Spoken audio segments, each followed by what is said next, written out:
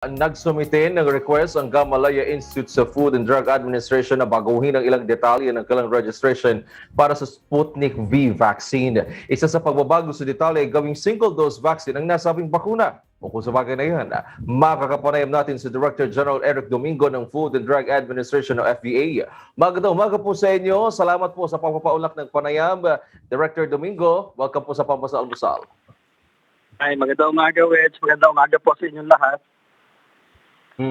Director Eric Domingo, sir, pwede niyong ipaliwanag sa amin kung ano ho yung reason bakit ipinaparehistro ng Gamaleya bilang one-dose vaccine itong Sputnik V vaccine. Ano hong pagkakaiba kung sakali kung one dose lang kumpara sa two doses ng Sputnik V?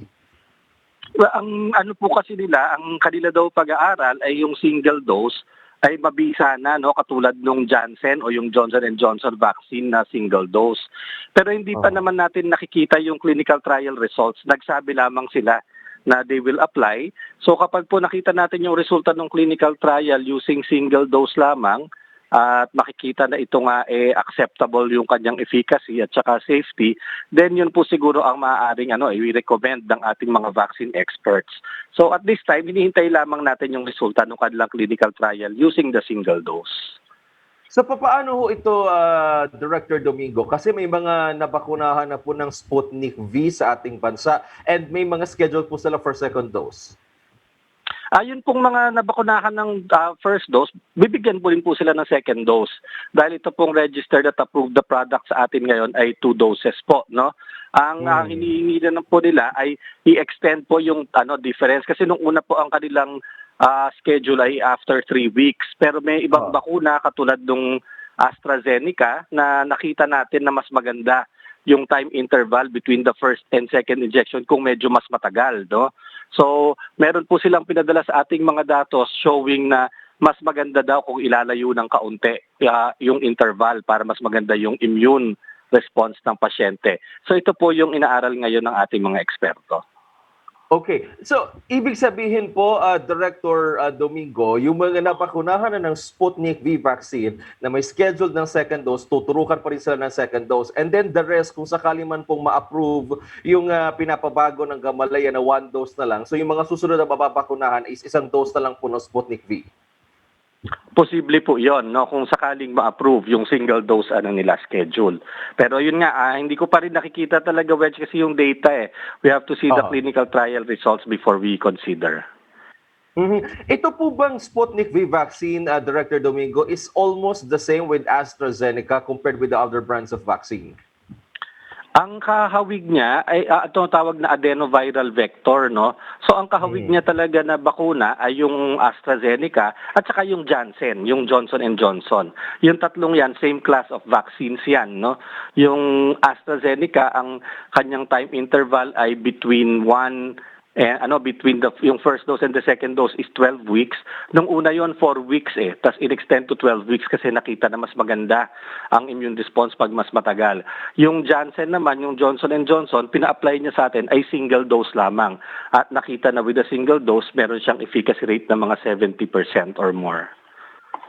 Speaking of Johnson, Dr. Domingo, meron na rin bang EUA ang Johnson sa ating bansa at makaka-order rin ba ang ating bansa ng Johnson vaccine? Oo, meron na. No? I think 2 months ago pa natin na ibigay ang yung EUA ng Johnson and Johnson. Maaring bibili na rin siguro si Secretary Galvez niyan at maaari na rin natin siyang tanggapin galing sa WHO from the COVAX facility or mga donations from other countries in case po na merong magbibigay. On the other side, pag-usapan po natin, Director Domingo, yung sa Pfizer, pwede na ho bang iturok o ipabakuna yung Pfizer vaccine sa mga edad 12 hanggang 17 anyos? Kasi sa ibang bansa ay pinapayagan ng ibakuna yan. Well, unang-una, yung original na approval dito sa atin ng Pfizer is 16 and above, no? Lahat yung ibang vaccines kasi 18 and above. Ang Pfizer has always been authorized for use in 16 and above. Pero last month, binayagan na rin namin yan ng FDA natin dito sa Pilipinas na gamitin sa 12 and above. So sa 12 and above, maaari po talaga yung Pfizer vaccine. Pero syempre, depende rin kasi yan medyo sa prioritization ng government, no? Kasi siya, alam mo naman, inuuna nila yung yung mga health practitioners, tas senior citizen, tapos yung mga may comorbidities. So yung kasing mga pediatric age group, syempre nasa bandang huli yan ng prioritization. So bagamat authorized na siya, susundin pa rin syempre yung prioritization ng gobyerno kung kailan babakunahan ng mga bata.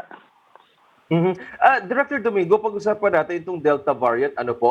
I was actually reading an article na kayo po ang na-interview nila. According to your explanation is yung Pfizer and itong Pfizer at saka itong isa pang vaccine, AstraZeneca. Ay talagang, AstraZeneca. yes sir, yung pasok yung efficacy rate sa paglaban itong Delta variant. How about ito pong Sinovac na mas marami pong na-procured yung ating gobyerno para sa ating bansa?